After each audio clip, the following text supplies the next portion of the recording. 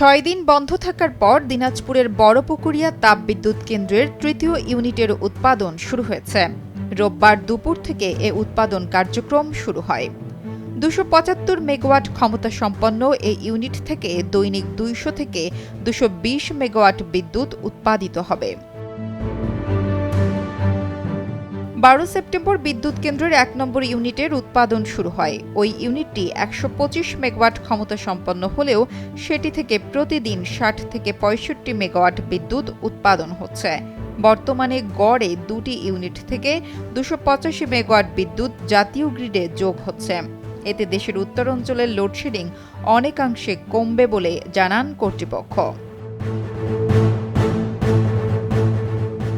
বড়পুকুরিয়া কয়লাভিত্তিক তাপবিদ্যুৎ কেন্দ্রের 525 মেগাওয়াট ক্ষমতা সম্পন্ন বিদ্যুৎ কেন্দ্রটি উৎপাদন কার্যক্রম পরিচালনা করে চীনা ঠিকাদারি প্রতিষ্ঠান হারবিন ইন্টারন্যাশনাল। 2020 সাল থেকে 25 সাল পর্যন্ত 5 বছরের চুক্তি মোতাবেক তাদের মেয়াদ শেষ হবে আগামী বছর। তাপবিদ্যুৎ কেন্দ্রের 525 মেগাওয়াট ক্ষমতা সম্পন্ন বিদ্যুৎ কেন্দ্রটির 3 ইউনিটের হলেও 2টি ইউনিট থেকেই বিদ্যুৎ উৎপাদন হয়।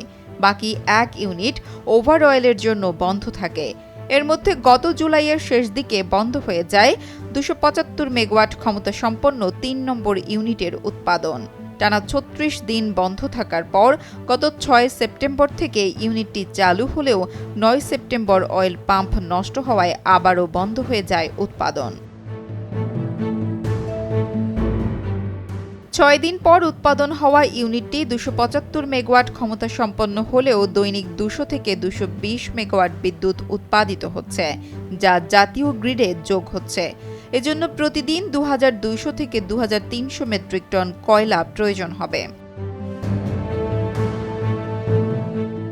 জানা গেছে, বর্তমানে বড়পুকুরিয়া কয়লা খনির ইয়ার্ডে কয়লা মজুত রয়েছে 2,50,000 মেট্রিক টন। বড়পুকুরিয়া কয়লা খনি থেকে দৈনিক কয়লা সরবরাহ করা হয় প্রায় 3 থেকে 3,500 মেট্রিক টন। তাপবিদ্যুৎ কেন্দ্রটির 3টি ইউনিট চালু রেখে স্বাভাবিক উৎপাদনের জন্য দৈনিক প্রায় 4,800 মেট্রিক টন কয়লার প্রয়োজন। তবে 3টি ইউনিট একই সঙ্গে কখনো চালানো হয়নি। নুসরাত জাহান কলি, কালের কণ্ঠ।